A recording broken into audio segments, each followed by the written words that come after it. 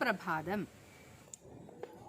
എന്താണ് ഞാറ്റുവേലപ്പൂക്കളൊക്കെ എടുത്തോടത്തോളം വരെ എല്ലാവർക്കും മനസ്സിലായോ? അപ്പോൾ ഏതുവരെ ഞാൻ എടുത്തിട്ടുണ്ടായിരുന്നതെന്ന് ഓർമ്മ ഉണ്ടോ? അപ്പോൾ പൂക്കളുടെ സുഖപ്രസവത്തിന് വേണ്ടിയിട്ട് എന്താ ചെയ്യേണ്ടത്? വർഷക്കാറ്റെടുക്കുമീ പച്ചയാം പല്ലക്കിങ്കൽ ഹർഷപൂരിതകളായി കിടക്കും പുഷ്പങ്ങളെ, അല്ലേ? അതായത് മേടമാസത്തിലെ ആ ചൂടിലെ ഒരു ഭൂമിയിൽ എന്താ പറയുക, ഒരു പുല്ലാമ്പ് പോലും കിളിർക്കണില്ല, ഒരു പുല്ല് പോലും കിളിർക്കണില്ല.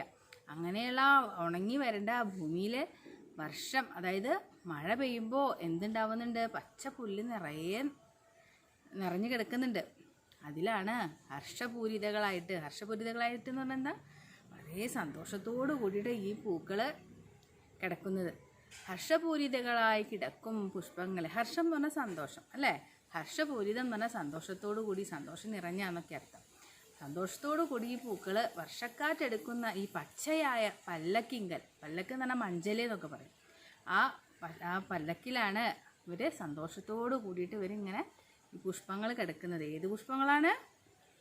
മത്തൻ, പടവലം, കുമ്പളം എന്നിവയിലുള്ള ആ പൂക്കൾ, അല്ലേ? അപ്പോൾ അവരുടെ നമ്മുടെ വീടുകളൊക്കെ നിങ്ങൾ ശ്രദ്ധിച്ചിട്ടുണ്ടാവും. നമ്മുടെ റിലേറ്റീവ്സൊക്കെ പൂർണ്ണ ഗർഭിണികളായ സ്ത്രീകൾ വീട്ടിലുണ്ടാകുമ്പോൾ അവർക്ക് വേണ്ടിയിട്ട് ഇങ്ങനെ കാവൽ നോക്കി രാത്രിയൊക്കെ ഉറക്കം ഇങ്ങനെ നോക്കിയിരിക്കും, ഇല്ലേ? അവർക്ക് എന്തെങ്കിലും ബുദ്ധിമുട്ടുണ്ടാവുമോ, രാത്രി അവർക്ക് എന്തെങ്കിലും പ്രശ്നം ഉണ്ടാവുമോ എന്നൊക്കെ വിചാരിച്ച് അവരെന്നെ ശുശ്രൂഷിക്കാൻ വേണ്ടി നമ്മുടെ ബന്ധുജനങ്ങൾ അടുത്ത ബന്ധുക്കൾ, അല്ലേ?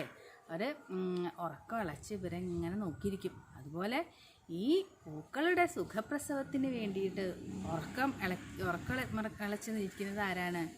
ചിങ്ങപ്പൊന്നിലാവൊളി. എന്താ?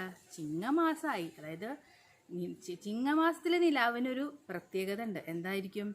വളരെയധികം തെളിഞ്ഞ നിലാവായിരിക്കും, അല്ലേ? നിലാവിന് എന്താ നിറം? വെള്ള നിറമാണ് നിലാവിന്, അല്ലേ? നേരിയ തണുപ്പുണ്ടായിരിക്കും. അപ്പോൾ ചിങ്ങമാസത്തിലെ നിലാവ് എന്ന് പറഞ്ഞാൽ നല്ല വെളിച്ചമുണ്ടായിരിക്കും, തെളിഞ്ഞ നിലാവായിരിക്കും. അപ്പോൾ ഈ ചിങ്ങപ്പൊന്നിലാവളി പൊന്നിലാവ് എന്ന് പറഞ്ഞാൽ അത്രയും തെളിഞ്ഞ ഈ നിലാവാണ് പൂക്കളെ പ്രസവിക്കാറായി കിടക്കുകയാണല്ലോ, അവരെ ശുശ്രൂഷിക്കാൻ വേണ്ടിയിട്ട് ഉറക്കം ഒഴിച്ചിരിക്കുന്നത് ആരാണ്? ചിങ്ങപ്പൊന്നിലാവളി ഉറക്കാമിളയ്ക്കുമ്പോൾ എന്നാണ് പറഞ്ഞിരിക്കുന്നത്. നോക്കിക്കോളൂ. വർഷക്കാറ്റെടുക്കുമീ പച്ചയാം പല്ലക്കിങ്കൽ ഹർഷപൂരിതകളായി കിടക്കും പുഷ്പങ്ങളെ,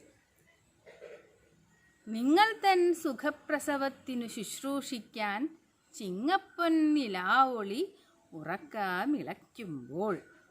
മനസ്സിലായില്ലേ? അപ്പോൾ ചിങ്ങമാസത്തിലെ ആ നിലാവാണ്, പൂപോലെയുള്ള പൊന്നിലാവാണ് പൂക്കളുടെ പൂക്കളെ ശുശ്രൂഷിക്കാൻ വേണ്ടിയിട്ട് അവരുടെ പ്രസവം സുഖപ്രസവമാക്കി തീർക്കാൻ വേണ്ടി, അവരെ ശുശ്രൂഷിക്കാൻ വേണ്ടി ഉറക്കം ഒഴിച്ചിരിക്കുന്നത് ആരാണ്? ഉറക്കം ഇളച്ചിരിക്കുന്നത് ചിങ്ങപ്പൊന്നിലാവൊളിയാണ്. അപ്പോൾ അവിടെ കാവൽ കാത്തു നിന്നിടുമൻ നെഞ്ചിലെ കവിസങ്കല്പം പ്രതിനിമിഷം പ്രതീക്ഷയായി. കഴിഞ്ഞു നമ്മുടെ 4 വരി കേട്ടോ. ഇത് കഴിഞ്ഞ ക്ലാസ്സിൽ ഞാൻ പറഞ്ഞിട്ടുണ്ടായിരുന്നില്ല, 4 വരിയും കൂടി നമുക്കിനി എടുക്കാനുള്ളൂ എന്ന്. അപ്പോൾ അവസാനത്തെ വരി എന്താ? അപ്പോൾ സുഖപ്രസവത്തിന് വേണ്ടി ഉറക്കം വിളച്ചിരിക്കുന്നത് ആരാണ്?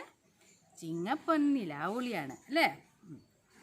ഇതൊക്കെ കണ്ട് അവിടെ കാവൽ കാത്ത് കിടക്കുന്ന എൻ്റെ നെഞ്ചിലെ, അതായത് കവിയുടെ നെഞ്ചിലെ ആ കവിതാസങ്കല്പം നിമിഷം തന്നെ എന്താണ്? നാളെയുടെ ഒരു പ്രതീക്ഷയായിട്ട് മാറുകയാണ്. എന്താണ്? അവിടെ കാവൽ കാത്തു നിന്നിടുമൻ. അതൊക്കെ നോക്കി കാവൽ കാത്ത് നിൽക്കുന്ന എൻ്റെ മനസ്സിലെ ആ കവിതാസങ്കല്പം തന്നെ എന്താണ്? ആ നിമിഷം തന്നെ നാളെയുടെ പ്രതീക്ഷയായിട്ട് മാറുകയാണ്. നെഞ്ചിലെ കവിസങ്കല്പം പ്രതിനിമിഷം പ്രതീക്ഷയായി. പ്രതിനിമിഷം എന്ന് പറഞ്ഞാൽ നിമിഷം തോറും, നിമിഷം പ്രതി എന്നൊക്കെ അർത്ഥം. അപ്പോൾ ആ നിമിഷം തോറും എൻ്റെ ആ നെഞ്ചിലുള്ള ആ കവിതാസങ്കല്പം ആ നിമിഷം തന്നെ എന്തായി? ഒരു നാളെയുടെ ഒരു പ്രതീക്ഷയായിട്ട് മാറുകയാണ്. ഇതുവരെയുള്ളൂ നമുക്ക് പഠിക്കാനുള്ള. കഴിഞ്ഞു നമ്മുടെ ഈ പാഠം. അപ്പോൾ എടുത്തോളം വരെ നിങ്ങൾക്ക് മനസ്സിലായെന്ന് വിചാരിക്കുന്നു.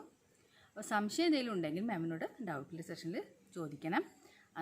സംശയമുള്ള ആൾക്കാർ എന്താ പറയുക, വരാതിരിക്കരുത്. എന്നാലല്ലേ നിങ്ങൾക്ക് ചോദിച്ചാൽ എനിക്ക് ക്ലിയർ ചെയ്യാൻ പറ്റുള്ളൂ. അപ്പോൾ അന്ന് സംശയം ഉണ്ടെങ്കിൽ ചോദിക്കണം, മാം പറഞ്ഞു തരും.